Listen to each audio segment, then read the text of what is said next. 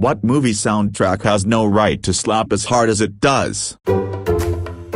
Hackers, Prodigy, Orbital, Left Field, Massive Attack, etc. Love the music in this 90s classic lol. Edit. I'm so glad so many people agree with me on this. Apparently I'm wrong though, because this movie does deserve a soundtrack that slaps this hard. Also, I adore the wardrobe of the cast. This is my favorite version of Angelina Jolie, and I wish I could be as fucking cool, hot as her in this role. Edit squared. Was not expecting this response. Feels like I started my own hackers army. Thank you for the awards. Love that so many people love this music and movie. The music was written by Steven Schwartz, Wicked, Pippin, Hunchback of Notre Dame, and Hans Zimmer, Inception, Batman, The Dark Knight, Dune. Steven worked on the film songs, like The Plagues, Deliver Us, Through Heaven's Eyes, Anywhere There Was a Singer. Hans Zimmer did the score,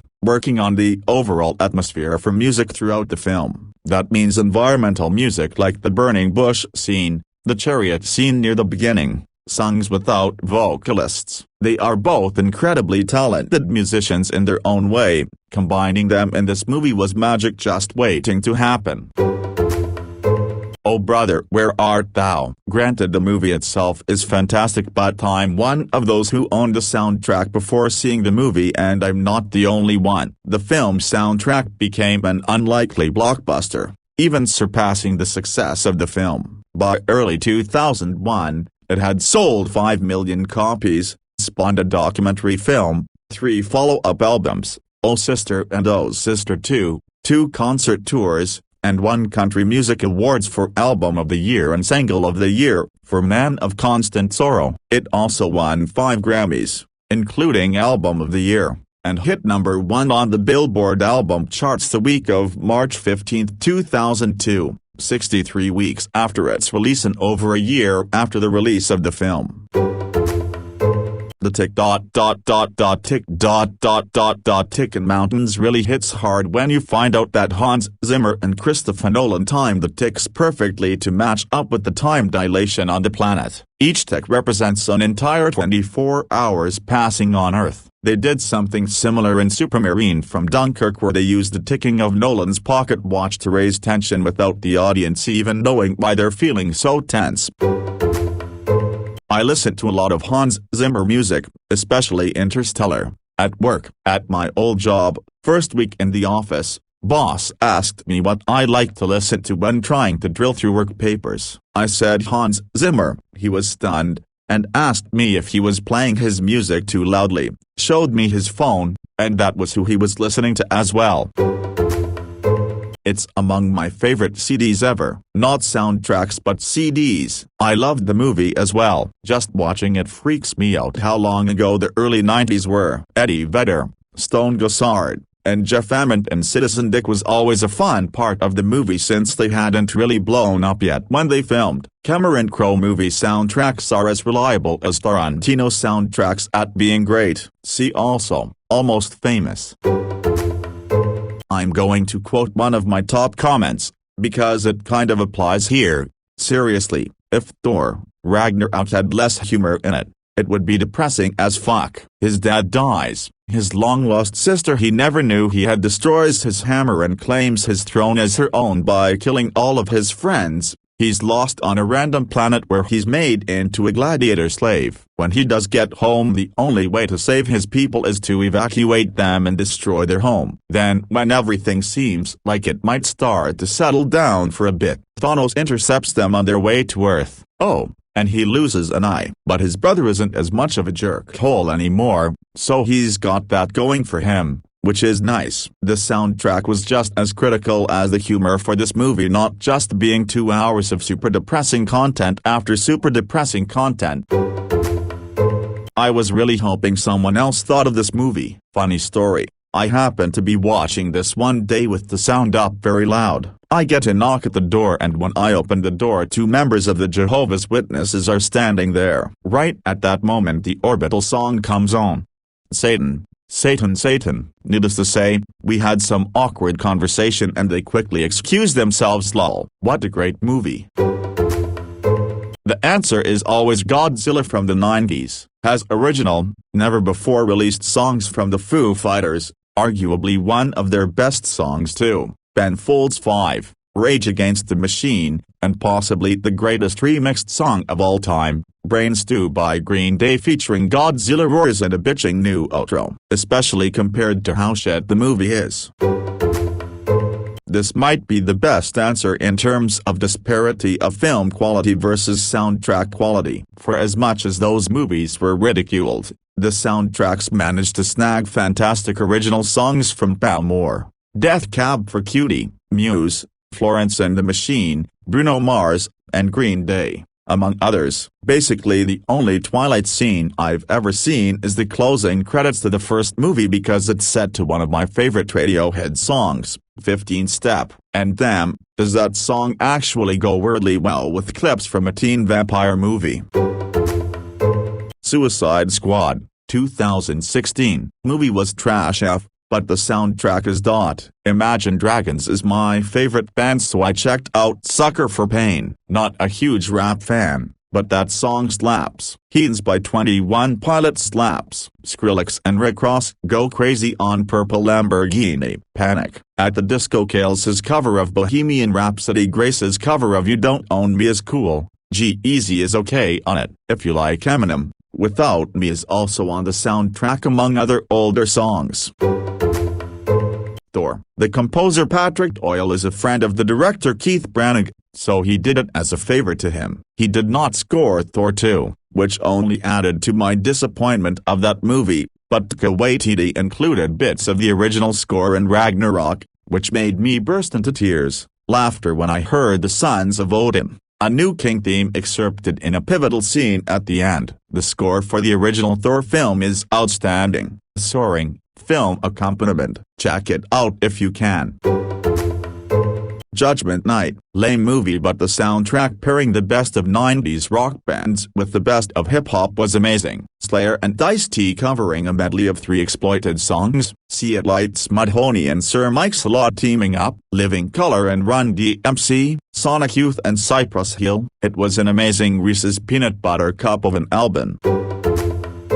Dark Phoenix. I remember sitting in the theater with my boyfriend, with major superhero fatigue because he's super passionate about every Marvel and DC comic, film, TV show, and game, so of course I want to support his passions, but goddamn, I'm sitting in this theater watching the movie, thinking why have these X-Men movies all gone to shit? And then Gap starts to play and suddenly I'm like, holy shit, Hans. Did they pay you above your regular fee? Because you brought way more to this project than you needed to. Went to iTunes and bought the soundtrack right after getting out of the theater.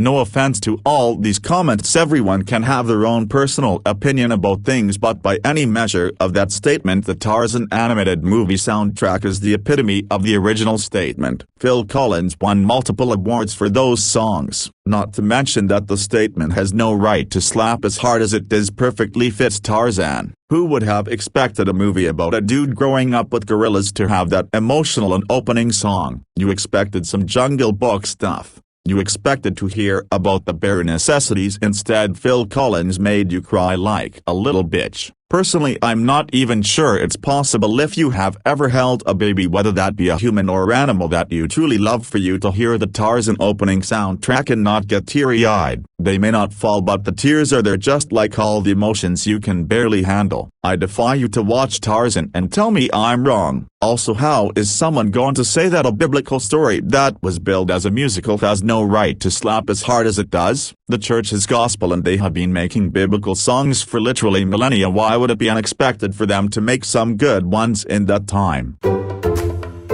Super Mario Bros. Movie soundtrack. A lot of people know how infamous the movie is, but they tend to overlook the soundtrack, which was incredible in every way. It featured a veritable who's who of 80s and 90s pop and rock artists, a twisting labyrinth of musical genres that somehow combines to create the greatest 90s mixtape you've never heard. It all starts with Almost Unreal by Roxette, a song that was originally written for the movie Hocus Pocus, literally reflected in the lyrics. I love when you do that hocus pocus to me, but repurposed for this random movie based on a popular video game. The album goes on to feature the Divinyls singing a cover of Love Is a Drug, George Clinton covering Walk the Dinosaur with some Mario-tinged lyrics, Goom Goom, Akalakalaka Goomba, a nice slow song with I Would Stop the World by Charles and Eddie, and finishing off side 1, I had the cassette version, with I Want You by Marky Mark and the Funky Bunch.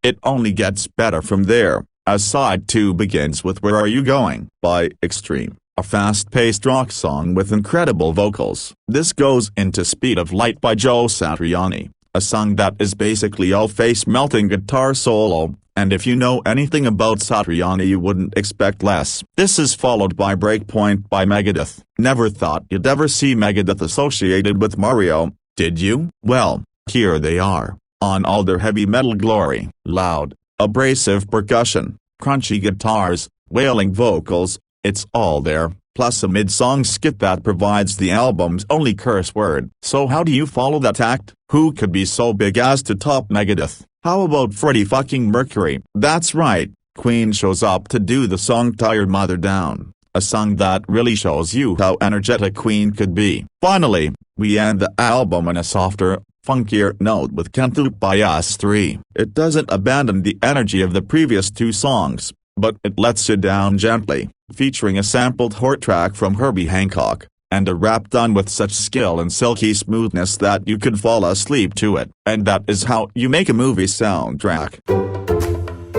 For me, there's a few, and I think they hang together pretty well, independent of their respective films. That is to say that if you've never seen the movie, you're still pretty likely to go, That's a Damn Good Song, From Dusk Till Dawn. Great front half of the movie, kind of dies in the back half, but goddamn, is that soundtrack incredible. 2 tracks by Stevie Ray Vaughan, 1 by Jimmy Vaughan, 1 by the Blasters, 1 by the Mavericks, 2 by Tito and Tarantula, both good, but Angry Cockroaches is like an incredible descent into madness, and the song She's Just Killing Me by ZZ Top, which I blasted 3 or 4 times after finding out that Dusty Hill had passed away, because it happens to be my favorite song out of all of their work. Transformers, the movie, yes, the animated one. Once you get past how poorly Stan Bush's The Touch has aged, thank you, Boogie Nights, it's an incredible soundtrack. I mean,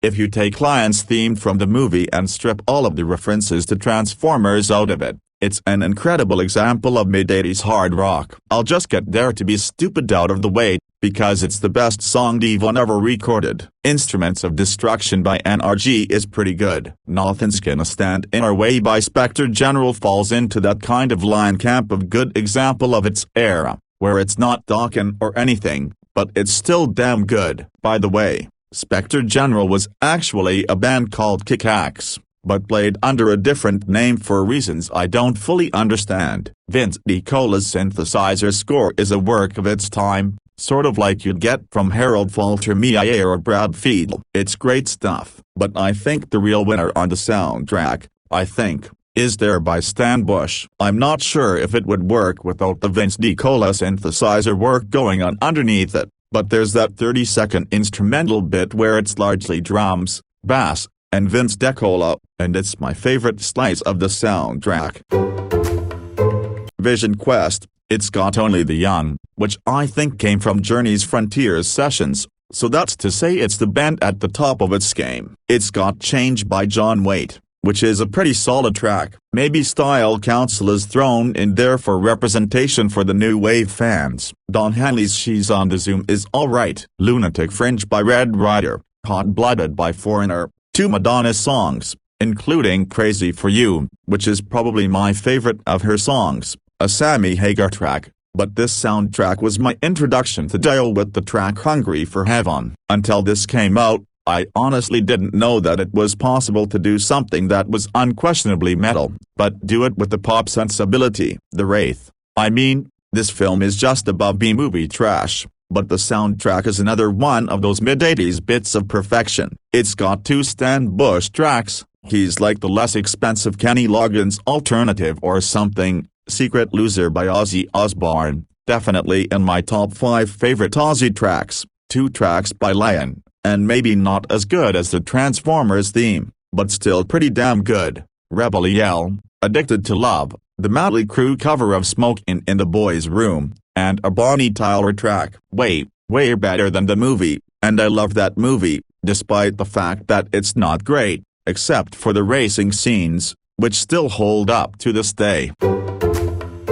But, the granddaddy of soundtracks that are better than the movie they came from, Less Than Zero. Glenn Danzig and Roy Orbison co-wrote the song Life Fades Away for this soundtrack, and it's a great example of Roy Orbison's voice. There's an Aerosmith cover of Rockin' Pneumonia and the Boogie Woogie Flu, which I could kind of do without, least of all as an opener to the soundtrack. Poison covers Rock and Roll All Night, and the soundtrack is getting better. But it hits full speed when we start moving into Rick Rubin territory, with LL Cool J's Going Back to Cali, the Danzig, technically Glenn Danzig and the Power and Fury Orchestra, track You and Me, Less Than Zero, Slayer's cover of In-A-Gadda-Da Vida, Public Enemy's Bring the Noise, a Black Flames track, Joan Jett and the Blackhearts, Juice Jones, and closes out with the absolutely fucking incredible Bangles cover of Simon and Garfunkel's Hazy Shade of Winter. This soundtrack hits so many genres that it introduced me to stuff that I'd have never heard otherwise. I really have Rick Rubin to thank for introducing me to Slayer,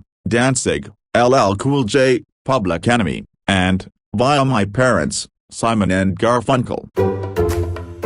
The Lost Boys, track listings Good Times, with Jimmy Barnes, by INXS, Lost in the Shadows, The Lost Boys, by Lou Gramm, Don't Let the Sun Go Down on Me, by Roger Daltrey, Laying Down the Law, from the Lost Boys soundtrack, by INXS, People Are Strange, by Echo and the Bunnymen Cry Little Sister, themed from Lost Boys, by Gerard McMahon, Power Play, by Eddie and the Tide, Eddie I Still Believe, by Tim Capello, Beauty Has Her Way, by Mommy Callis, Mommy Calls to the Shock of Miss Louise, by Thomas Newman.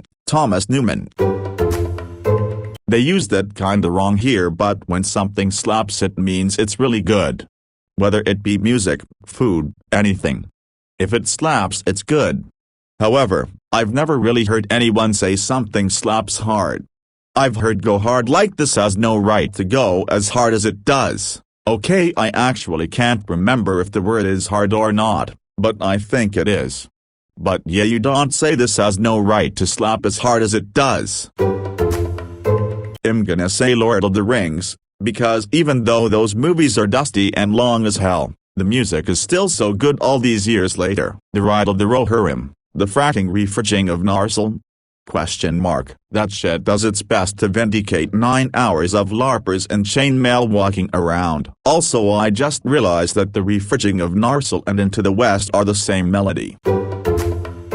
Paris, Texas. I watched the movie during a very vulnerable time in my life in my junior year of high school due to a very public breakup at that particular school, serious problems at home and my only group of friends graduating a year before me since they were seniors, so the soundtrack got me through a lot at that point in time and it still holds a special place in my heart. Judgment Night. The movie is forgettable. The soundtrack is the only album to successfully pair grunge and rap artists. The fact that the bands involved were at their peak made it even more unlikely. Awesome. One of my all-time favorite CDs. You had Collabs by Helmet and House of Pain, Teenage Fan Club and De La Soul, Living Colour and Run DMC, the titular Judgment Night by Biohazard and Onyx, Slayer and Ice-T, Another Body Murdered, Faith No More and Booyah Ribe. I Love You, Mary Jane, Sonic Youth and Cypress Hill, Mudhoney and Sir Mix-a-Lot, Dinosaur Jr. and Del the Funky Homo Sapien, Therapy and Fatal, and the grand finale by Pearl Jam and Cypress Hill. Romeo and Juliet from the 90s, great Radiohead song, sneaky challenger to Pulp Fiction and Swingers for that decade. Otherwise, Magnolia, Go Thinking Matrix Fight Club, but that was mostly a score plus the Pixies.